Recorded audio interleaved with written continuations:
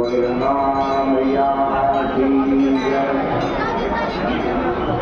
बोले सत्य सनातन धर्म की जय। बोले सियापति रामचंद्र भगवान की जय। बड़ी पावन चर्चा श्री रामचरितमानस से आप श्रवण कर रहे थे। आपने सुना जब मंदोदरी देखा कि राम जी से विरोध करके रावण की मृत्यु निश्चित है और बड़ी सन्निकट है, तब मंदोदरी ने आंखों में आंसू लाकर रावण को बहुत समझा और कहा कि रावण, राम जी को तुम कोई साधारण मनुष्य मत समझो।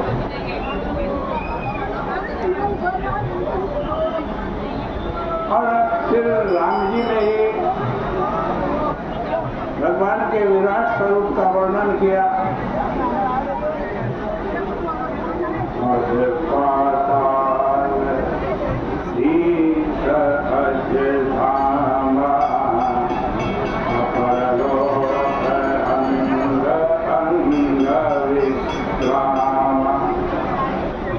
कहते पाताल से लेकर और ब्रह्मांड तक, यानी सबसे ऊपर जो सत्य लोक है वहां तक जितने भी वस्तुएं हैं वो भगवान श्री राम के अंग और प्रत्यंग हैं।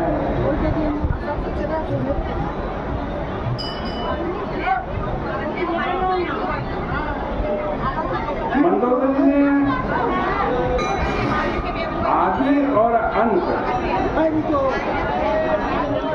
दोनों काल में जब वो रावण से प्रार्थना कर रही है कि राम जी से विरोध मत करो, तब शुरू में और आखिरी में रावण को अपने प्राणों का स्वामी कहा। क्या कहा? प्राणपति।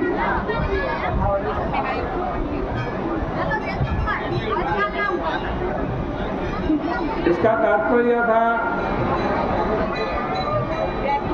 कि आप मेरे प्राणों के स्वामी हैं, किंतु यदि आप अपने प्राणों की रक्षा नहीं कर पाए तो आपका प्राणपतित्व सार्थक सिद्ध नहीं हो सकता। मैं अपने प्राणपति को पहचानती हूँ, किंतु क्या आप यह जानते हैं कि आपके प्राणों का सच्चा स्वामी कौन है? मैं तो पहचानती हूँ अपने प्राणपति को, लेकिन तुम्हारे प्राणों का सच्चा स्वामी कौन है? देखो, ये हमारा शरीर तो क्या है, शरीर का कोई अंग जैसे हाथ है, पैर है, कान है, नाक है, ये क्या है? शरीर के अंग है। और कोई शरीर का एक अंग सारे शरीर की तुलना में अपने आप को श्रेष्ठ मान ले और स्वयं को प्राणों से भी अधिक महत्व दे, तो क्या यह दृष्टिकोण यथार्थ और कल्याणकारी सिद्ध हो सकता? मान लीजिए एक कान है, कान ही कहने लगे मैं सब कुछ हूँ शरीर में और मैं प्राण से भी बड़ा हूँ, तो क्या यह कल्याणकारी होगा?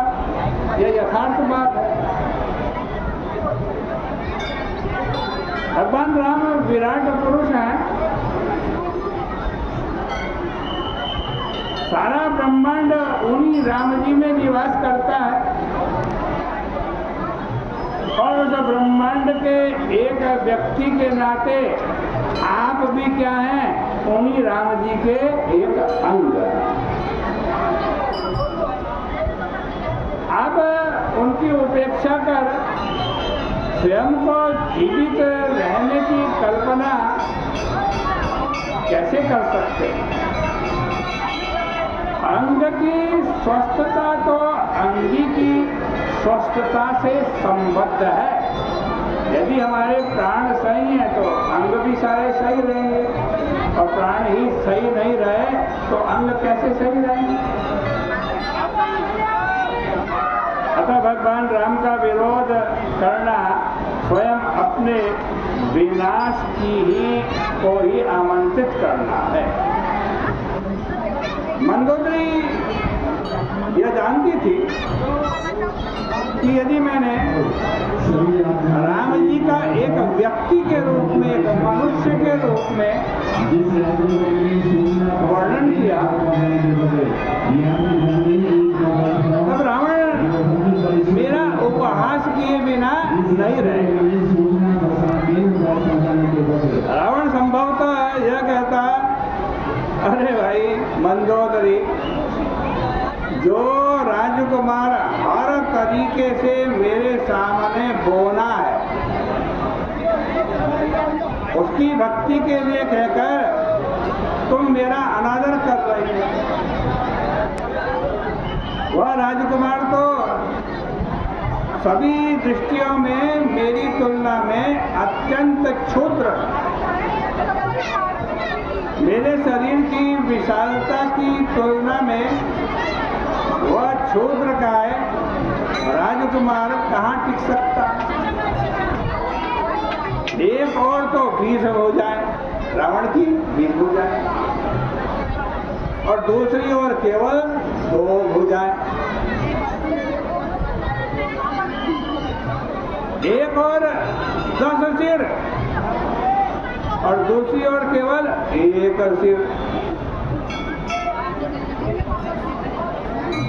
वैभव की दृष्टि से भी उस राजकुमार से मेरी कोई तुलना नहीं हो सकती। एक और सारे विश्व का स्वामित्व मुझ में नहीं है, क्या रावण कहता। तो दूसरी ओर वह राजकुमार अयोध्या का राजा भी नहीं बन पाया। इस प्रकार संभावित बहिरंग तुलना को दृष्टिगत रखकर ही मंदोदरी ने श्री राम जी के विराट रूप का वर्णन किया। मंदोदरी का तात्पर्य था कि राम वामन प्रतीत होते हुए भी वस्तुतः विराट पुरुष है। बलि ने जिस सत्य का साक्षात्कार सतयुग में किया, बलि क्या भगवान क्या बन के गए? वामन बन के गए, भोले बन कर गए। त्रेता योग में उसे आपको भी हृदयंगम करना चाहिए, मंदोदरी समझा रही है रावण को।